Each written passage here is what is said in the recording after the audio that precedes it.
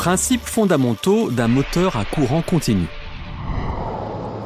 Savais-tu que le secret derrière la vitesse impressionnante des TGV, l'un des trains les plus rapides au monde, est l'utilisation de moteurs électriques? En dehors du secteur des transports, les moteurs électriques ont des applications dans des domaines aussi divers que l'électroménager, les installations industrielles, les machines utilisées pour soulever et déplacer des objets, et même les jouets.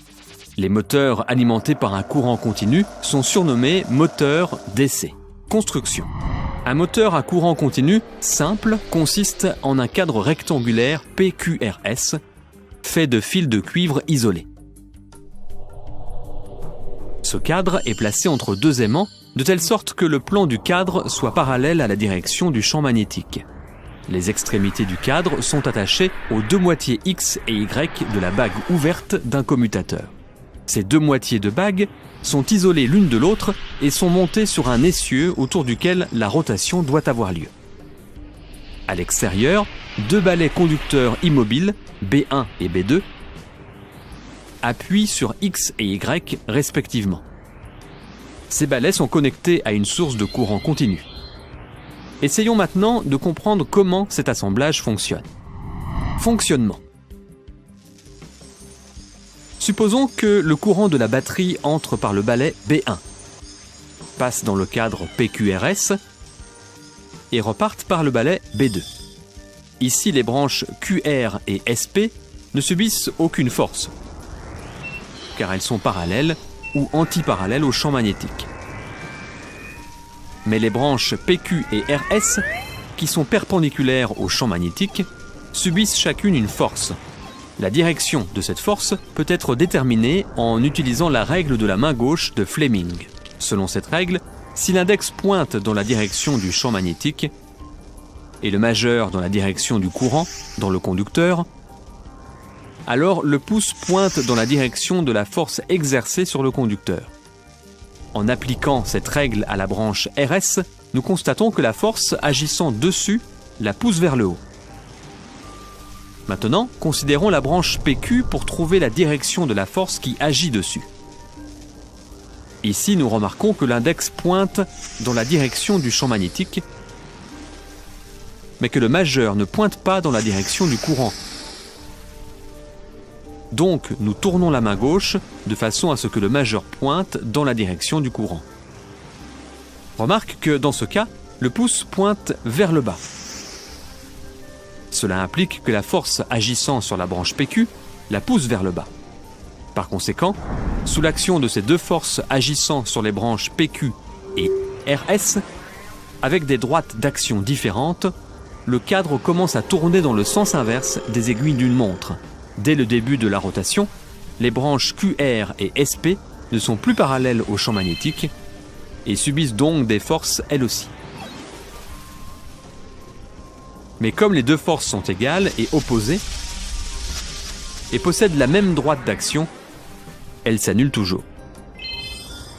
Une fois que le cadre a tourné de 90 degrés, les balais B1 et B2 perdent contact avec la bague et le courant dans le cadre est supprimé. En l'absence de courant, les branches PQ et RS ne subissent aucune force. Cela implique que le cadre ne devrait plus tourner. Toutefois, en raison de l'inertie rotationnelle, le cadre continue à tourner un peu plus loin, de sorte que le contact est rétabli. Dès que cela arrive, le courant commence à circuler à nouveau dans le cadre et celui-ci continue à tourner, toujours dans le sens inverse des aiguilles d'une montre. Lorsqu'il a tourné de 180 degrés, c'est-à-dire après une demi-rotation, les branches PQ et RS ont échangé leur position.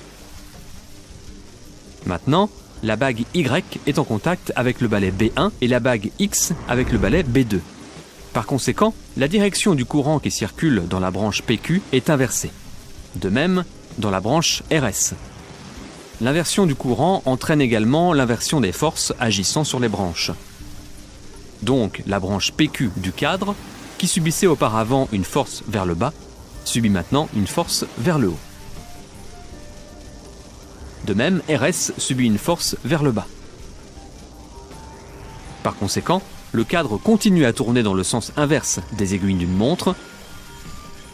À nouveau, lorsque le cadre a tourné d'un angle de 270 degrés, les balais et la bague perdent le contact, mais grâce à l'inertie rotationnelle, le cadre continue à tourner encore un peu, de sorte que le contact est à nouveau établi.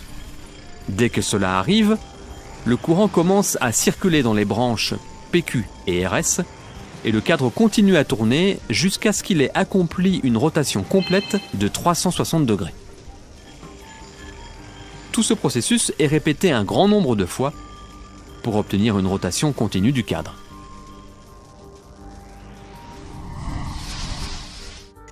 La vitesse de rotation du moteur dépend de plusieurs facteurs. Remarquez comment, en augmentant le nombre de tours de la bobine, la vitesse de rotation augmente. En augmentant la superficie du bobinage, la vitesse augmente un peu plus. Si on augmente le courant, la vitesse de rotation est encore supérieure. Enfin, si on augmente également la force du courant magnétique, la vitesse de rotation atteint de nouveaux sommets. Pour parvenir à une puissance élevée, un moteur à courant continu réel utilise une bobine d'induit consistant en un bobinage monté sur un noyau de fer. Cette bobine est placée entre deux aimants ou plus.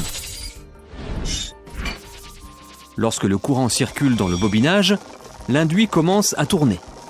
L'induit en rotation fait tourner l'arbre auquel il est attaché. Ainsi, l'énergie électrique fournie par la source est convertie en énergie mécanique.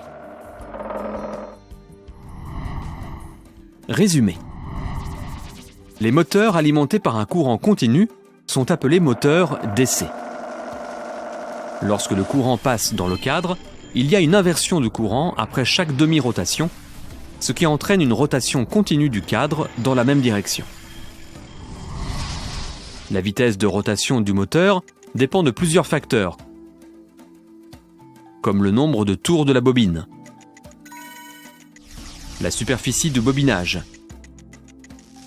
le courant dans la bobine et la force du courant magnétique.